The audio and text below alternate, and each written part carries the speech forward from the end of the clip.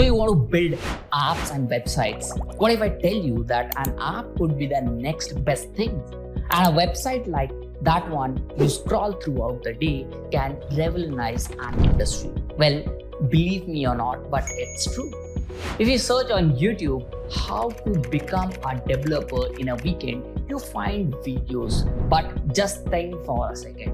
If it were that easy, every other guy would have been doing it. Hi, I'm Amit Kumar Ghosh and I'll teach you to build next level apps and websites. Tighten your seatbelt. Apps versus website. First thing first, what exactly is an app? You can simply say it's the one that's on my mobile. Or you can explain it as software designed to perform specific tasks. Now, these apps need a platform to run, like a train needs a track to run.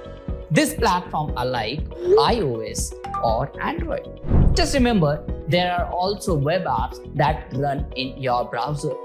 Browsers act as a platform for them. Now, if I tell you that websites that are a collection of web pages accessible through the internet, I can bet that you have faced a situation where an app crashes or becomes clunky, while some apps work as smooth as better. That's the difference between a well-built app and a poorly optimized web app. Now, if you build anything, whether it's a house or a website, you need tools. For a website building, HTML, CSS, and JavaScript are essentials. But if you really want to play well, you need to explore frameworks like React and Angular. And languages like Node.js, Python, Java, and C# handle server-side logic, while databases like MySQL or MongoDB stores your data. If you will ask me, I'll suggest that you start with the basics, but aim for full-stack development for versatility. If you are still watching this video, ask yourself, is there a problem that my app or website will solve? Because if it's not, it's just a hobby project, and that's perfectly fine. But don't expect it to change the world. Now, when you have the purpose, do some research. Like if you start a new business, you'll check what your competitors are offering. Here as well, you have to identify what they do well and where you can do better than them. Now you have done your research. It's time to code. But wait, before that, you need to sketch your ideas. And trust me, it is important. You need to wireframe a rough layout, while prototyping is a more detailed, interactive model. Here, tools like Figma or Adobe XD can help. But keep in mind that the current goal is visual representation, not perfection. If you open any website, the first reaction will be based on the appearance and look of the website. A great app or website should not only function well, but it also should look beautiful and intuitive. Simplicity, consistency, and accessibility are the pillars of good design. Suppose you are just scrolling across websites and suddenly you see a design and you feel like, wow, this design is amazing. That's the feeling you want your users to have. Today, people access websites on different devices, from phones to laptops and tablets, which makes responsive design a must. Your app or websites need to look and function well on all the devices that's there. Here, tools like Bootstrap and Tailwind CSS will help you create designs that adapt to different screen sizes. Now, I'm going to give you a pro tip here. Before just going and launching your design, test it on multiple devices to ensure that it looks great everywhere. Now it's time to code. Since we are going to bring your idea to life, start by setting up your development with an IDE or code editors like Visual Studio Code or IntelliJ. Install the necessary tools and libraries and you are all set. By the way, do you prefer a minimalist setup or a fully loaded IDE? I mean, your environment should work for you, not against you. While writing the code, start with the front end, HTML, CSS, JavaScript, then move to the back end, setting up servers, databases, and APIs. But remember, coding is more about problem solving than typing. Have you ever spent hours debugging only to realize your mistake is a missed semicolon? Well, you are not alone.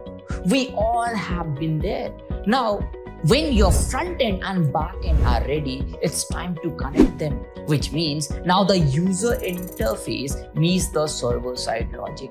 Using RESTful APIs is a common approach, but probably you will face a challenge here, and that will be to ensure seamless integration, right? Testing is crucial. It's like making sure all the gears in a machine function smoothly. Now, when you are about to deploy your app or website, you will be seeking a hosting platform. I would suggest AWS, Heroku, Vercel, and Netlify offer different features and prices.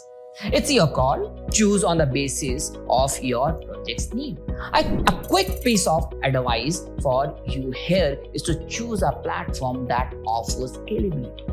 If you expect heavy traffic, now it's time to set up a domain name. For those who don't know what that is, it will be the address user will find your app or website. So before registering the domain name, make sure it's short, memorable, and easy to spell. In every field, growth is super important. How will you grow as a developer? The answer is self-learning, identifying the problem and solving it. Web development asks for continuous learning. To master it, you will have to apply your skills to real-world projects. I'll suggest you find a real-world problem and start solving it with your app or website. Experience will teach you the best. If I tell you I have made a super crazy app and have built big websites, will you believe me? No, right? You'll ask for my portfolio, and here's the need for building a strong portfolio arises, which will open doors to new opportunities. Your portfolio is your tech resume. It will showcase your best projects on GitHub and create a personal website to display your work. Here's a piece of advice for you. Include a mix of personal and professional projects to show your versatility. Keep it in mind that success in web development isn't about just skills. It's about the mindset you have. Keep a learning attitude. As someone rightly said, whatever you think you can or think you can't, you are right. Everything that can benefit you will also harm you in some way. Coding can lead to physical strain, back pain, eye strain, repetitive strain injuries. Practice good ergonomics. I would suggest you to use a suitable chair. Here is a gentle reminder for you, my friend. Your health is your greatest asset. Don't sacrifice it for your code. The next challenge that I faced and many of coders face is to break the tutorial cycle. Endlessly watching tutorials without actually building anything. It's like watching MasterChef. It will not actually make you a chef. You have to start working on real projects. So you don't think much. Pick a project. You know the basics. Start building a project. No matter if it's small, the thing is, it's yours. And this experience will teach you more than any tutorial. Keep this line in mind, my friend. The journey is as important as the destination. Keep learning and stay curious. You have got this.